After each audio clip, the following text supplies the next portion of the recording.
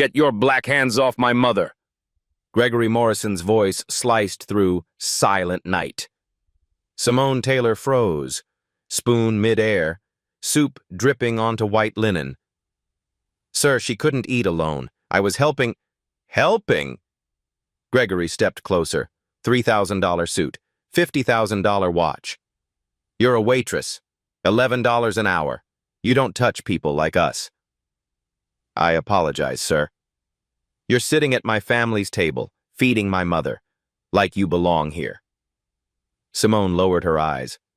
Then Gregory saw it. His mother was smiling.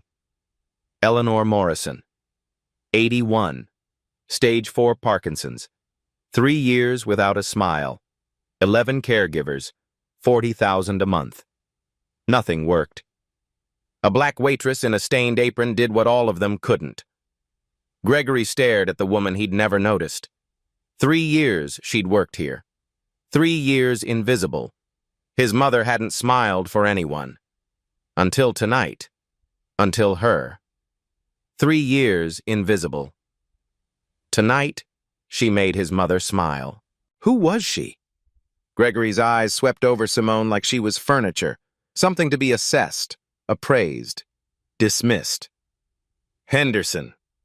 The manager materialized instantly. Paul Henderson, 45, sweating through his starched collar despite the December chill seeping through the windows. Yes, Mr. Morrison?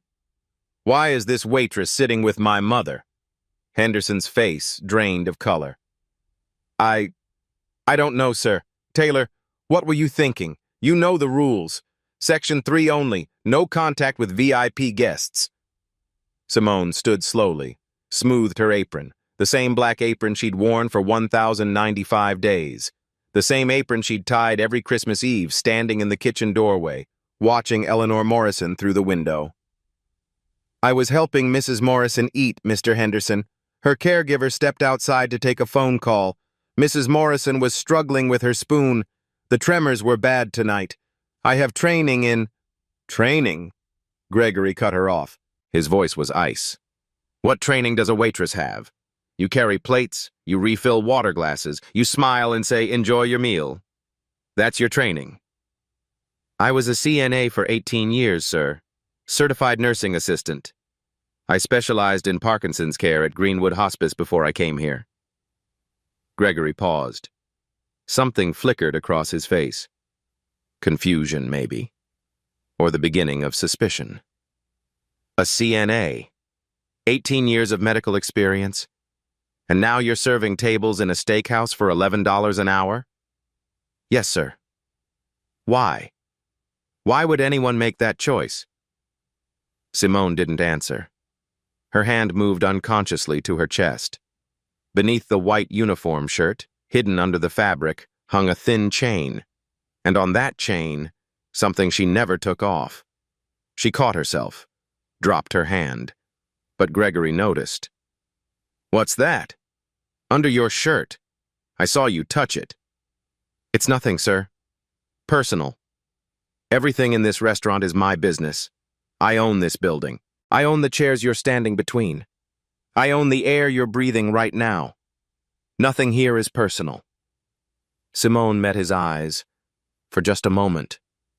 Something flickered there. Something that wasn't submission. Something that looked almost like defiance.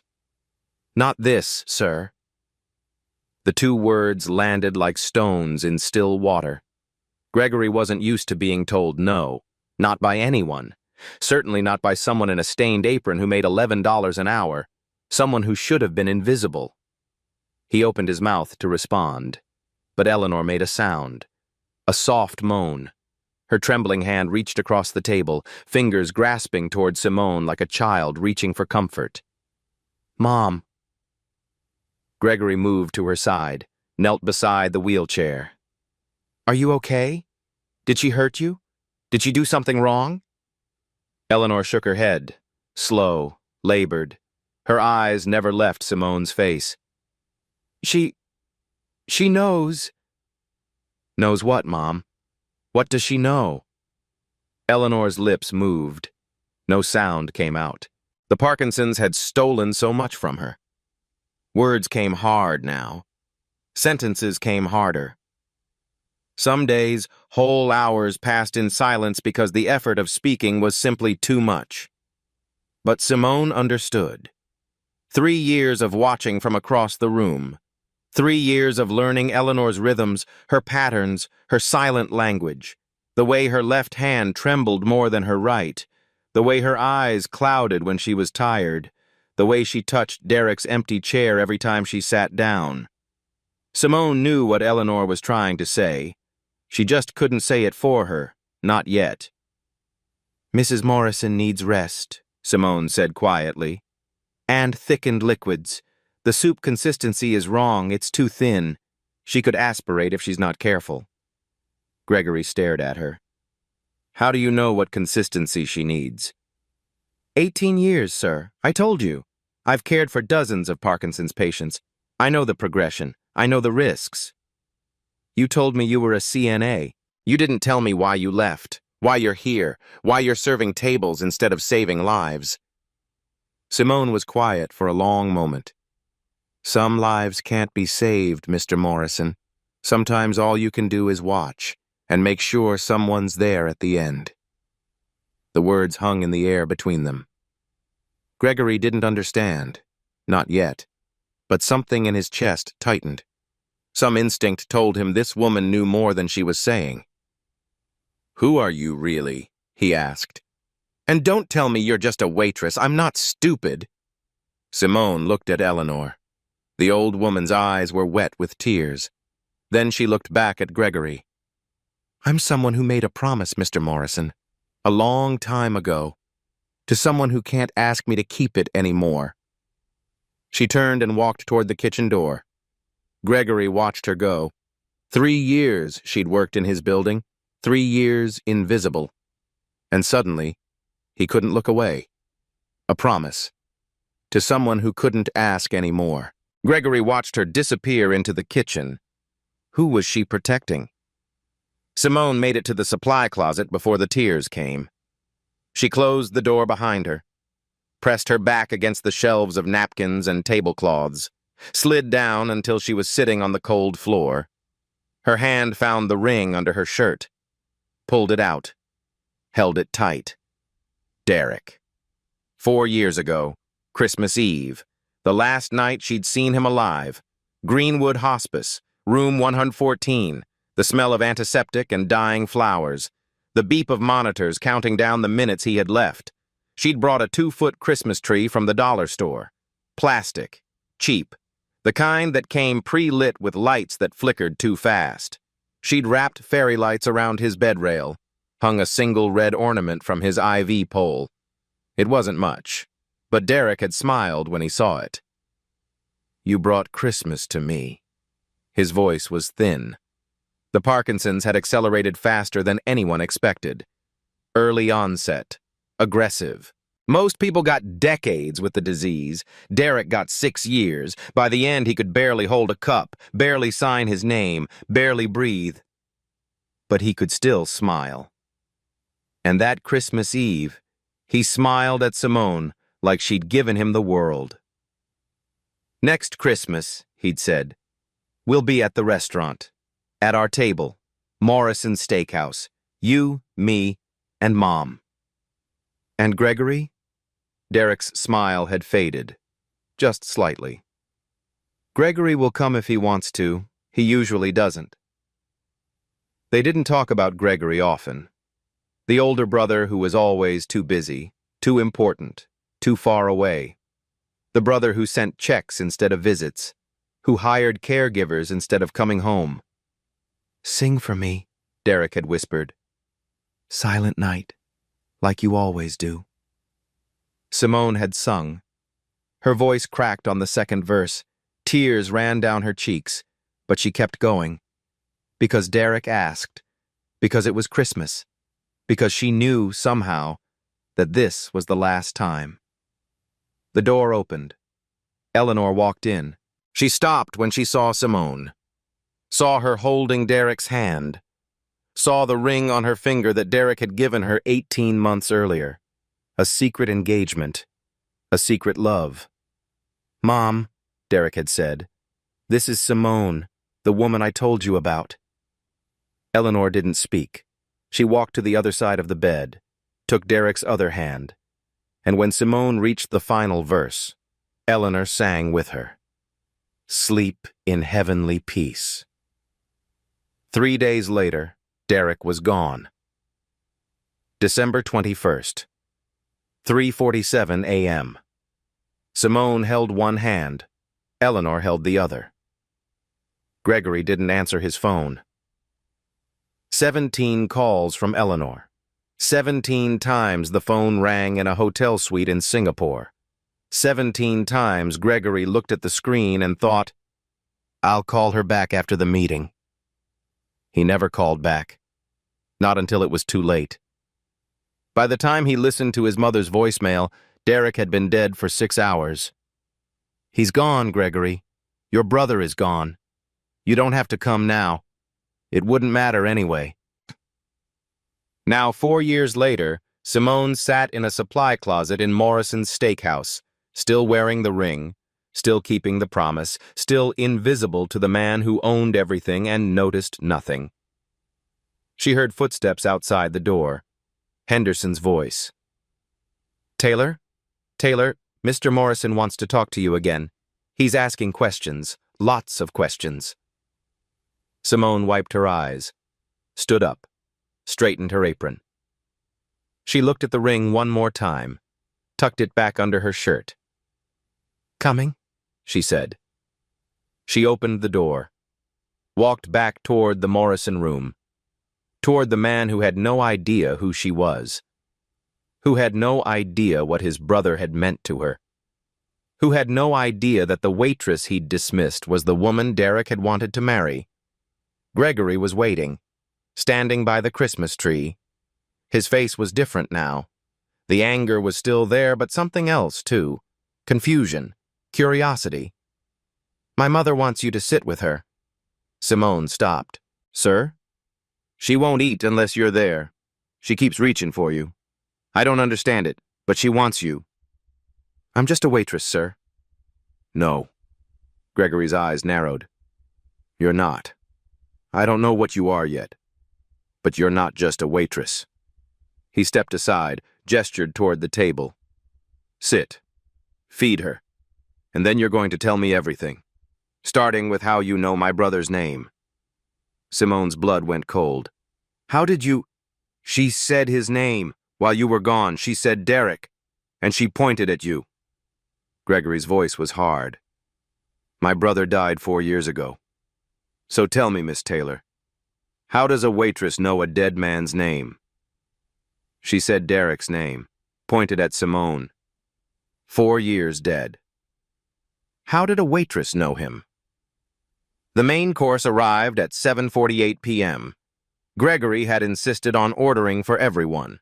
Filet mignon, the Morrison Christmas tradition, the same meal the family had eaten every Christmas Eve since 1989. Simone watched the plate land in front of Eleanor. Thick cut, medium rare, beautiful presentation, completely wrong. "Sir," she said carefully, "Mrs. Morrison needs a modified diet. The filet is too solid. She could choke." Gregory didn't look up from his phone. "My mother loves filet. She's been eating it for 35 years. That was before the Parkinson's progressed to stage 4. Her swallowing reflex is compromised.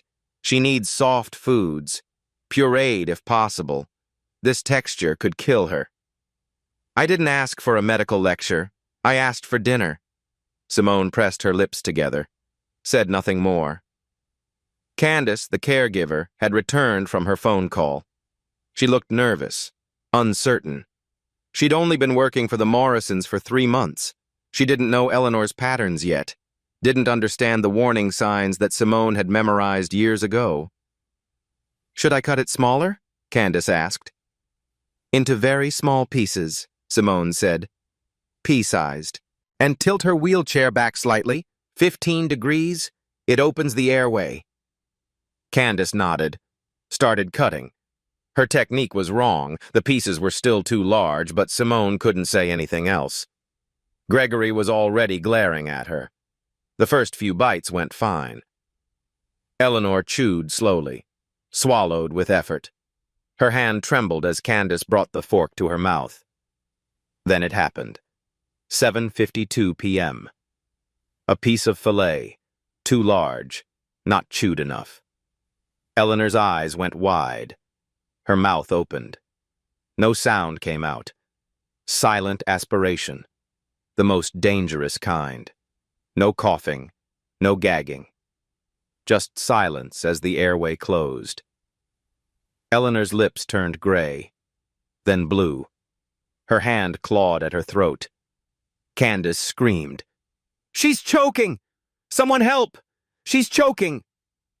Gregory jumped up, knocked his chair over. "Mom! Mom, can you hear me?" He didn't know what to do. Stood there frozen. Phone in hand, completely useless. Simone was already moving. "Everyone back! Now! Give me room!" She reached Eleanor in 3 steps, assessed the situation in 2 seconds. Blue lips, silent, no air moving. 60 seconds until brain damage, 90 until death. "This isn't standard Heimlich," Simone said, positioning herself behind the wheelchair. "She has osteoporosis. Parkinson's has weakened her bones. I thrust too hard, I break her ribs, pierce a lung, kill her." She tilted the wheelchair back, 15 degrees, placed her hands on Eleanor's sternum. Not a fist. Flat palms, gentle pressure. Modified abdominal compression, pulse, not thrust. Watch and learn. 1, 2, 3.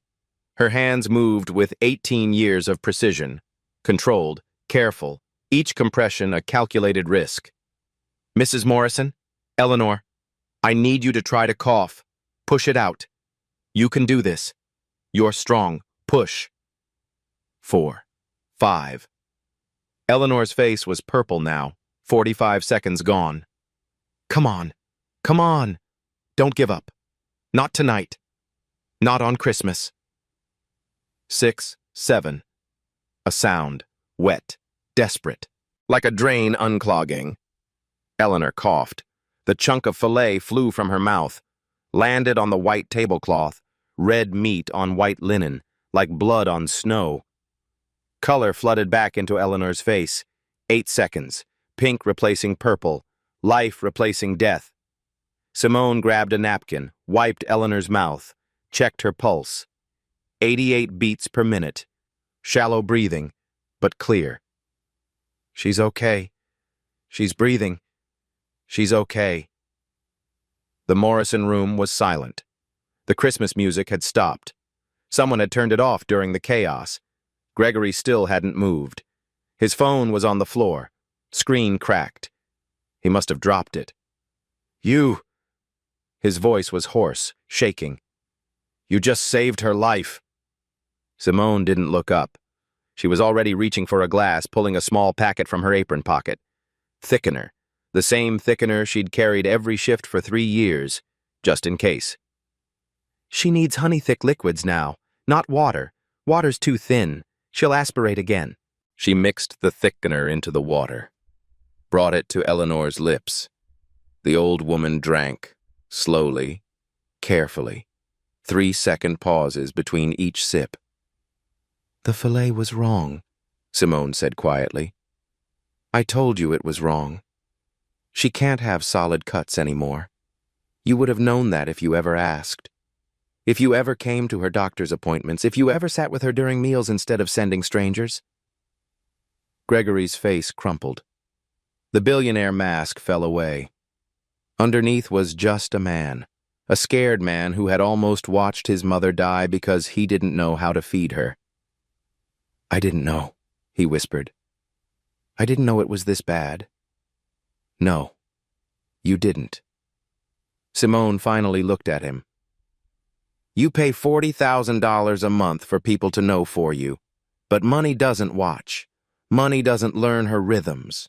Money doesn't carry thickener in its pocket just in case." She stood. Her apron was stained now. Soup from earlier, something else from the crisis. Your brother knew, she said. Derek knew everything about her care. He spent hours with her doctors, learned every medication, every risk, every protocol. Gregory flinched at his brother's name. How do you know what Derek knew? Simone reached under her shirt, pulled out the chain, let the ring catch the light of the Christmas tree. Because he taught me. Every night, in the hospice. While you were closing deals in Singapore, he was teaching me how to keep your mother alive. Gregory stared at the ring. That's a man's ring. It was your brother's. He gave it to me 18 months before he died. She paused. We were engaged, Mr. Morrison. Derek was going to marry me. Christmas Day, 4 years ago. The silence was absolute. He didn't make it to Christmas. Engaged to his brother. 4 years of secrets. Gregory stared at the ring and saw everything he'd missed. Eleanor's voice came out stronger than it had in months. I knew. Gregory turned. What did you say? I knew who she was from the first day. Eleanor's hand found Simone's, held tight. 3 years ago, January. She walked into this restaurant wearing that black apron. Her hands were shaking when she tied it. Simone's eyes widened. Mrs. Morrison. I recognized her voice before I recognized her face. Eleanor's gaze was clear, focused. The near-death experience had sharpened something inside her. She hummed while she worked. Silent Night. The same song she sang for Derek in the hospice. Gregory looked between them. You knew? For 3 years you knew she was here? Why didn't you say anything? Because I needed to be sure. Eleanor squeezed Simone's hand. I needed to know why she came. Whether it was for the money, for revenge, for the lawsuit Victoria kept warning me about. Gregory's head snapped toward Simone. Lawsuit? What lawsuit? I dropped it. Simone's voice was barely audible. 6 months ago. I dropped the lawsuit. What lawsuit? Eleanor answered for her. She sued the estate for $2 million, the money Derek left her in his will. Derek left her money? Derek had a will? Victoria blocked it, called it fraud, said Simone had manipulated Derek during his illness, exercised undue influence over a dying man. Eleanor's voice hardened. Victoria lied. Gregory ran a hand through his hair. This is insane. This is absolutely insane. My brother had a secret fiancé. He left her money. She sued us, and now she's working as a waitress in our restaurant? She dropped the lawsuit, Eleanor repeated. 6 months ago. No settlement, no payment. She just let it go. Why? Simone finally spoke. Because that's not why I came. The lawsuit was grief, anger. Victoria had me removed from Derek's funeral, said I was a predator, said I had no claim to him. And the $2 million? I don't want his money. I never wanted his money. Simone's eyes were wet. I wanted his family to know I existed, that we were real, that 6 years of loving him wasn't something I imagined. Eleanor looked at her son. 3 years, Gregory. She's been here 3 years, serving tables, making $11 an hour, watching me from across the room, never approaching, never asking for anything. Then why stay? Why put yourself through that? Simone pulled out a piece of paper from her apron pocket, worn, soft, folded 1,000 times. Because of this. Because Derek asked me to. She didn't unfold it. Not yet. But she held it like it was holy. He wrote me a letter, the night before he died, Christmas Eve. His hands were shaking so badly he could barely hold the pen. But he wrote it anyway. What does it say? It says, to find you. Simone looked at Eleanor. To stay close to you, to watch over you, any way I could. Eleanor smiled. That same smile that had started everything. Any way she could? Eleanor repeated. So she became a waitress. She became in a restaurant she knew I visited every Christmas, just to see my face, just to know I was still alive. Gregory sat down heavily. 3 years. You've been keeping a promise to my dead brother for 3 years, and I didn't even know your name. Any way she could. Derek's last wish. Simone had spent 3 years in an apron keeping it. They left Morrison's steakhouse at 10:15. Gregory drove. No chauffeur, no town car, just his Range Rover and the weight of everything he'd learned. Simone sat in the back seat, still wearing her apron. She hadn't had time to change, hadn't even clocked out. Henderson would probably mark her as having abandoned her shift. 3 years of perfect attendance ended on Christmas Eve. She didn't care. The drive to Greenwich took 45 minutes. Snow fell gently on the windshield. Wipers swept back and forth in a hypnotic rhythm. Christmas lights twinkled in every window they passed. Normal families having normal holidays, unaware of the drama unfolding in the black Range Rover gliding past. Eleanor slept in the front passenger seat. The choking had exhausted her, but her hand still reached back, fingers wrapped around Simone's wrist. Even in sleep, she didn't want to let go. Gregory watched them in the rearview mirror. She's never done that before, he said quietly. Reached for someone like that. Not even me. Simone didn't respond. The caregivers, they're professionals. They do their jobs, but she never reaches for them. She tolerates them. There's a difference. There is. But she reaches for you. She knows who I am, Mr. Morrison. She's known for 3 years. I'm not a stranger to her. I'm not someone you hired. I'm someone who showed up. Gregory was quiet for a long moment. I should have shown up. Yes, you should have. I thought if I paid enough, if I hired the best people, I thought that was the same thing. It's not. I know that now. The Morrison estate appeared through the trees. White columns, gray stone, a 10-foot Christmas tree blazing in the front window. The kind of house that appeared in architectural magazines. The kind of house that looked warm from the outside but could feel like a museum inside. Simone had never been here before. Derek had described it to her. The long driveway, the fountain that froze over in winter, the wraparound porch where he used to sit with his mother on summer evenings. She'd imagined it 1,000 times, but imagination was different from reality. A night nurse was waiting at the door. Gregory had called ahead. Another stranger. Another professional.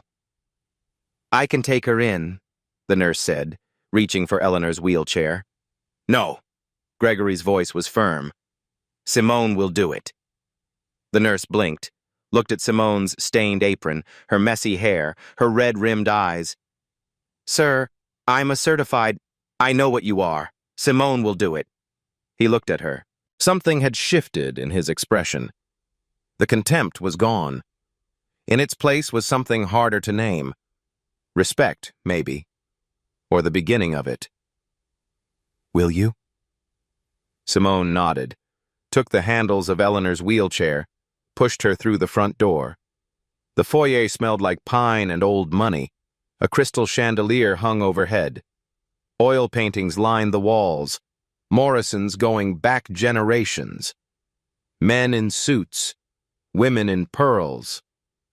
The accumulated weight of legacy.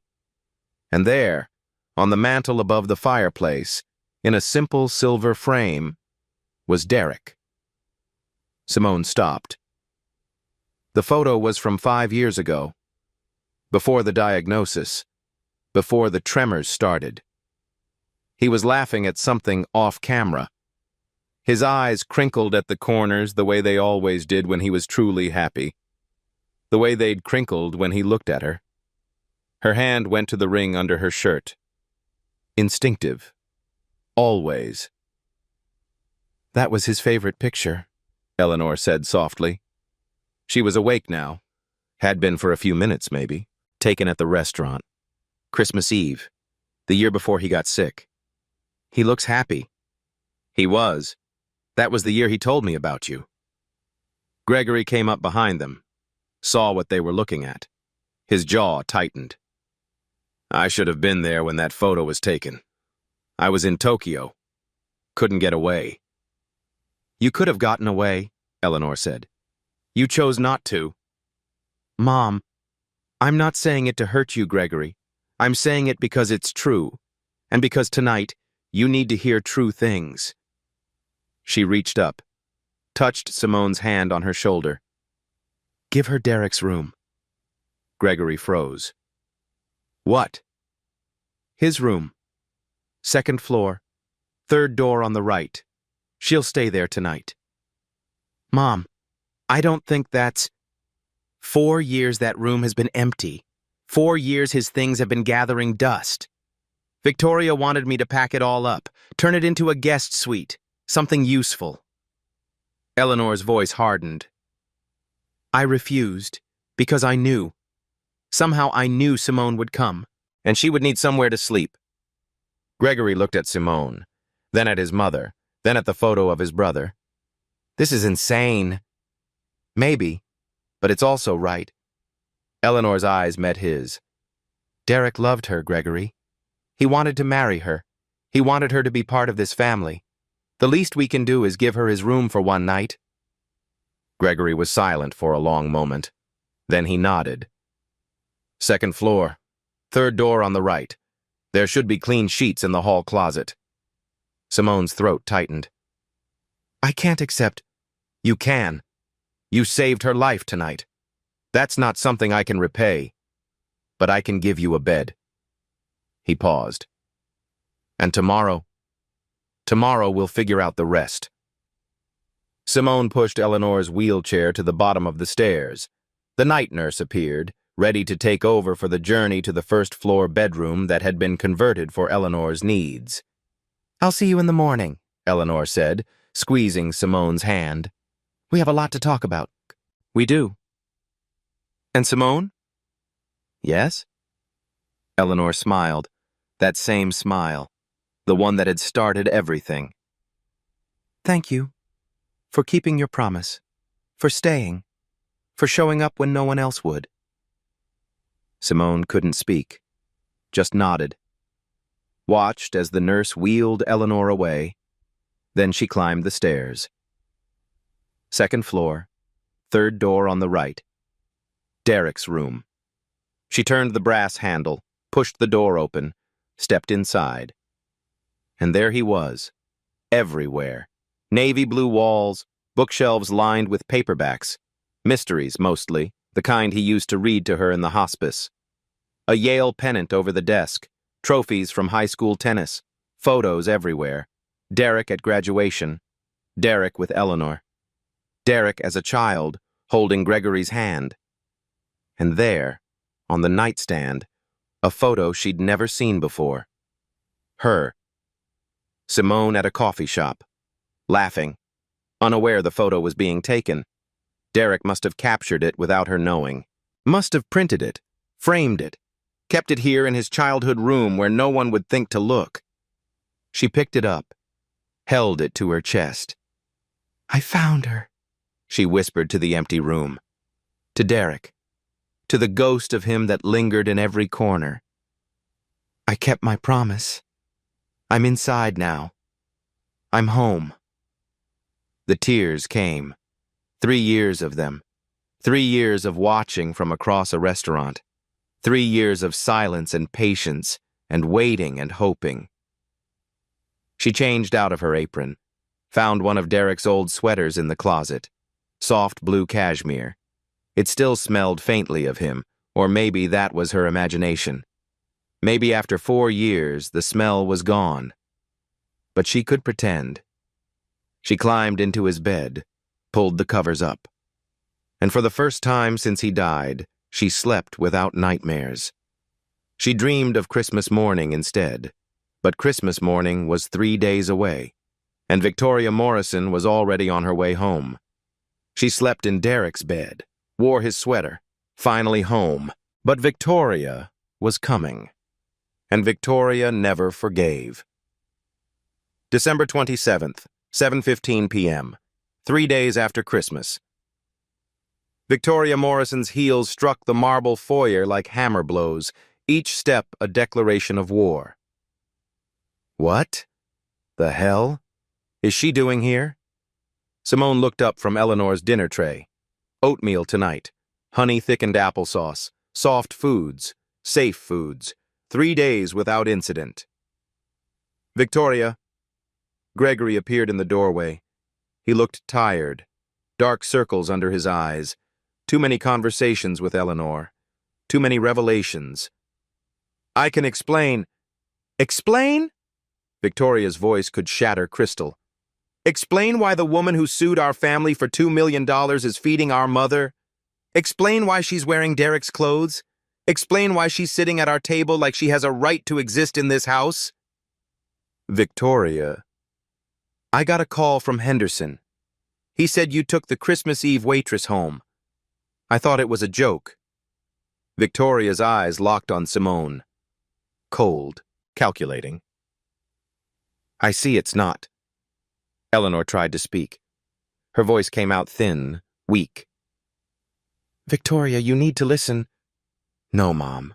You need to rest. Victoria didn't even look at her. This is between me and Gregory. And her. She pulled out her phone, started reading from the screen. Simone Taylor, former CNA at Greenwood Hospice, filed a $2 million lawsuit against the Morrison estate 14 months ago, claimed Derek Morrison left her money in a secret will. Case was dismissed due to lack of evidence and suspected undue influence over a terminally ill patient. She looked up, smiled, the smile of a predator who'd cornered her prey. She's a professional, Gregory, a con artist. She targets dying men, makes herself indispensable, and then goes after their estates. I dropped the lawsuit, Simone said. Her voice was calm. She'd been expecting this, dreading it, but expecting it. 6 months ago, voluntarily. After your case fell apart. After our lawyers proved you had no legitimate claim. After I realized the money didn't matter. It was never about the money. Then what was it about? Victoria stepped closer. Revenge? Attention? You couldn't have Derek, so you decided to destroy his family instead? I loved him. You manipulated him. He was sick, vulnerable, and you took advantage. Victoria. Gregory's voice was sharp. That's enough. It's not enough. Not even close. Victoria turned on him. Do you know what else she did? She applied to 3 different restaurants owned by Morrison Capital. 3. This was the only one that hired her. The only one where Mom eats every Christmas Eve. Gregory's face changed. Is that true? Simone hesitated. I needed to be close to her. Derek asked me. Derek is dead. Victoria's voice cracked like a whip. Dead men don't ask for anything. Dead men leave estates. And you wanted yours. That's not... 3 years, Gregory. 3 years she's been stalking our family, watching, waiting. And the moment Mom choked, the moment you were vulnerable, she made her move. She saved Mom's life. Did she? Or did she create a situation where she could look like a hero? Victoria's eyes narrowed. She's a trained CNA. She knows Parkinson's. She knows choking protocols. What if she knew exactly when to step in? What if she was waiting for exactly this moment? That's insane. Is it? She sued us for $2 million. She's been working in our restaurant for 3 years. She seduced our dying brother, and now she's sleeping in his bed. Victoria turned to Gregory. How much more evidence do you need? Gregory looked at Simone, then at Victoria, then at Eleanor, who was crying silently in her wheelchair. I need to think, he said finally. I need time to figure out what's real. What's real is that she needs to leave. Now. before she does any more damage. Gregory was quiet for a long moment. Then he looked at Simone. I think you should go. Just for now. Just until I can sort through all of this. Simone's heart cracked. But she didn't argue. She'd known this was coming. Derek had warned her. In the letter. Victoria will try to destroy everything. I understand. She stood, walked to the door, stopped. I dropped the lawsuit because I didn't want Derek's money. I wanted his family to know I existed. That's all I ever wanted. She looked at Eleanor. I'm sorry. I'm so sorry. Eleanor reached for her, crying, helpless. But Simone was already gone. Outside, the snow was falling again. Christmas lights still glowed on the porch. The world looked peaceful, beautiful. Simone stood in the driveway. No coat, no phone, no way home. She'd lost everything. Again. Victoria watched from the window, smiling. The door closed. The snow kept falling. Victoria smiled. Simone had lost everything. Again. Eleanor Morrison stopped eating at sunrise on December 28th. Not gradually, not accidentally. A decision. When Candace brought breakfast, Eleanor turned her head. When the night nurse offered water, Eleanor pressed her lips shut. When Gregory came to apologize, to explain, to beg her to understand, Eleanor closed her eyes and pretended to sleep. She wasn't sleeping. She was waiting. Waiting for her son to understand what he'd done. 24 hours passed, then 48.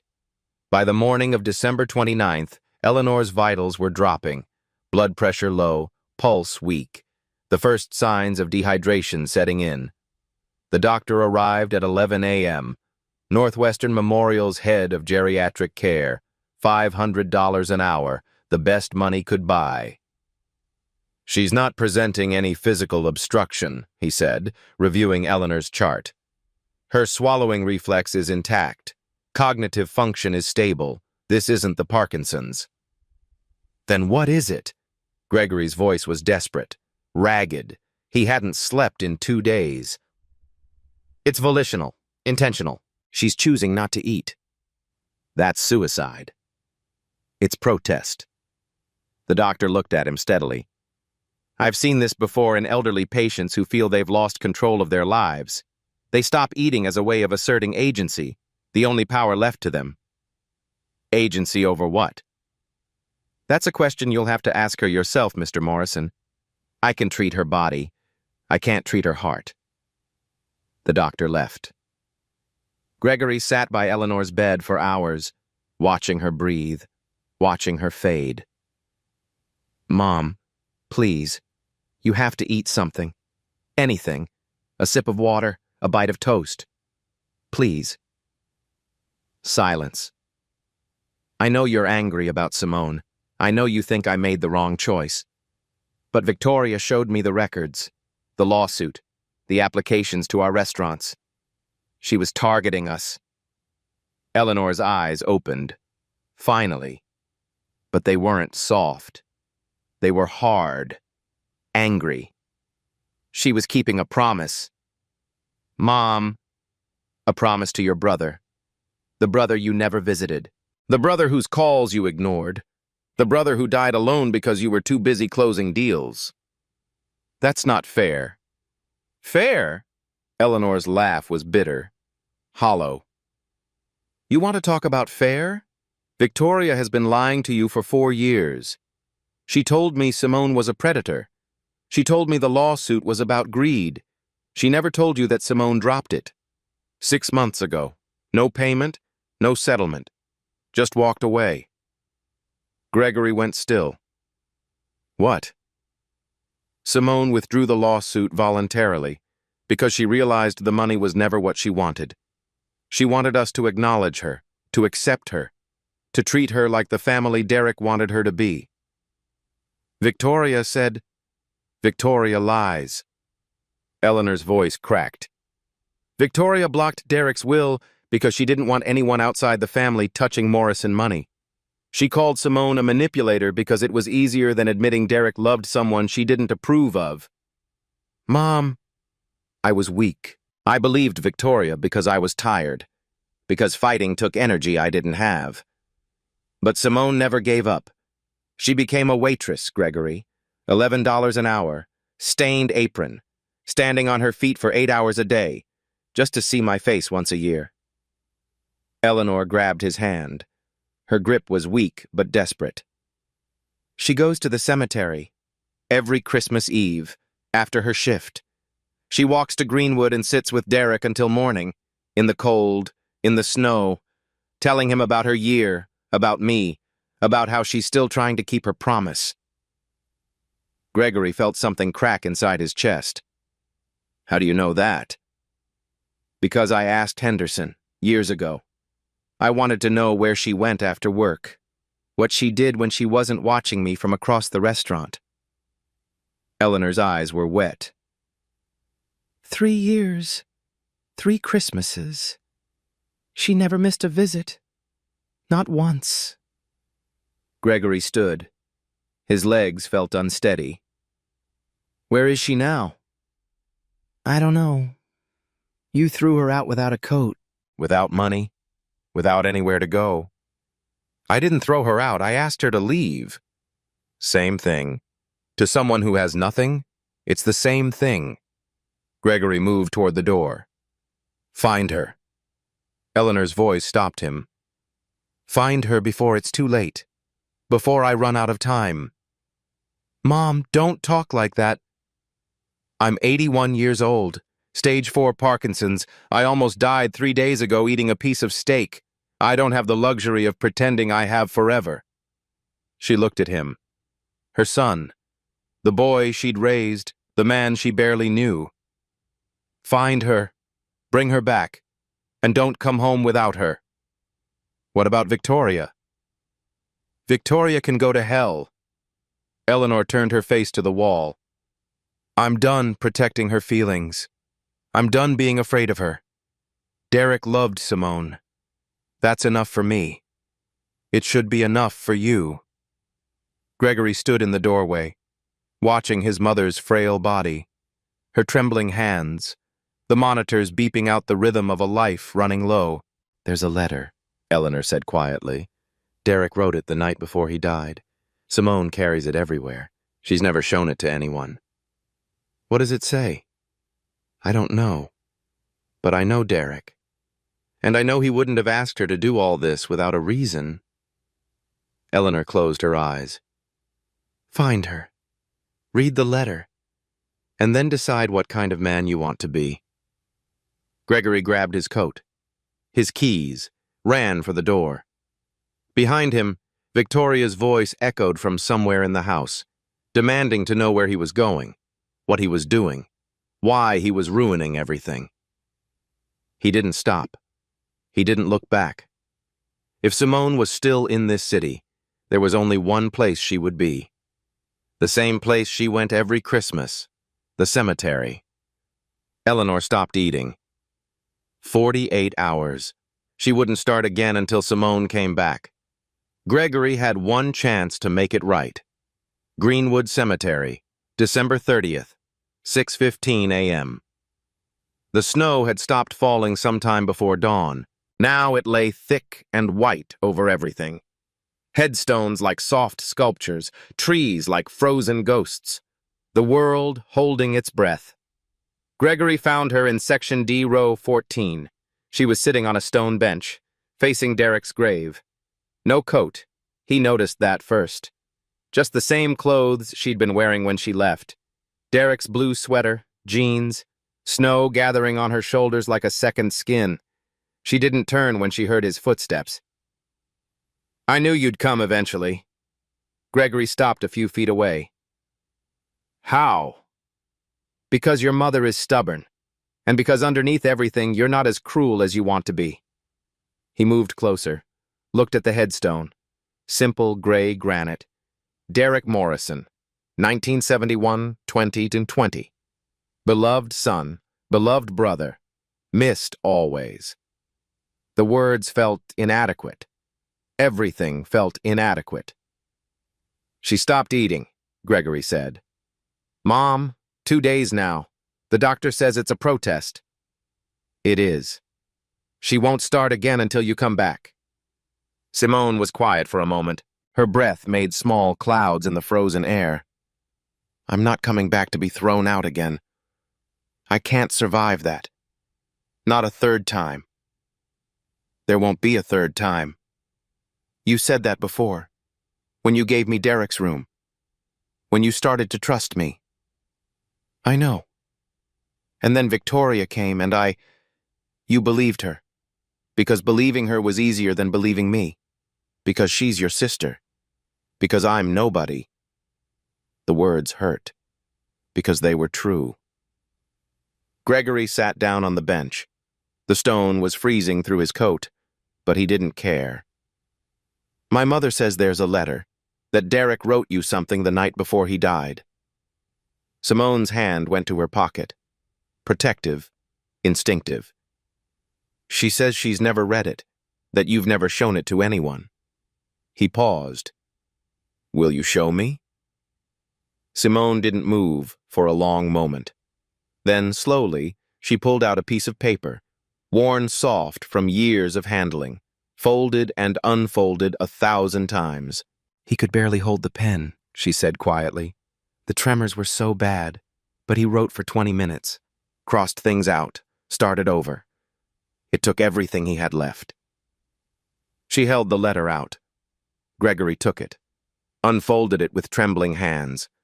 The handwriting was shaky, almost illegible in places, but the words were clear. Simone, when you read this, I'll be gone. I'm sorry for hiding you, for making you wait, for being too much of a coward to tell my family the truth. I know what's going to happen next. Victoria will come for you. She'll try to destroy everything, call you a predator, a gold digger. All the names she used for every woman I ever loved who wasn't good enough for Morrison money. Gregory won't help. He's too far away, too busy. He'll believe whatever Victoria says because believing her is easier than believing a stranger. Mom knows about you. She loves you. But she's too weak to fight Victoria alone. I'm not asking you to forgive them. I'm asking you one thing. Find my mother. Stay close to her. Any way you can. Not for money, not for inheritance, not for revenge. For me. Because after I'm gone, she'll need someone who truly loves her. Someone who won't give up. Someone who'll be there on Christmas Eve when everyone else has somewhere better to be. You're the only one I trust. Give her one more Christmas, then another. As many as she has left. That's all I ask. I love you. I've always loved you. I'm sorry I didn't tell the world when I had the chance. Merry Christmas, my love. Derek Gregory read the letter twice, 3 times, the words blurring as his eyes filled with tears. Any way you can, he whispered. He wrote that. He knew. Simone's voice was steady. He knew Victoria would block the will. He knew you wouldn't believe me, so he asked me to find another way. And you became a waitress. It was the only door Victoria couldn't close. I couldn't come to the house, couldn't call, couldn't write letters, but I could apply for a job at a restaurant. I could tie on an apron and serve tables. I could stand across the room and watch your mother eat. For 3 years, for as long as it took. Simone took the letter back, folded it carefully, returned it to its place over her heart. I didn't plan any of this. The choking, you seeing me. I was just going to watch her, like always. But she was struggling, and I couldn't just stand there. Gregory was quiet. Then he stood, walked to Derek's grave, knelt in the snow. I'm sorry, he said to the stone. I should have been there, should have answered Mom's calls, Should have asked you about your life instead of assuming I knew everything. His voice broke. I should have known about her. Simone watched him cry. The billionaire. The man who owned buildings and made deals and thought money could fix everything. Kneeling in the snow, talking to a brother he'd failed. When he finally stood, his eyes were red. Eyes were raw. Will you come back? Please. Not for me. For her. For him. Simone looked at Derek's grave, then at Gregory. I never really left.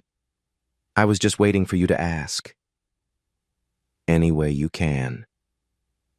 Derek's last words. Simone had lived them for 3 years. Now Gregory finally understood.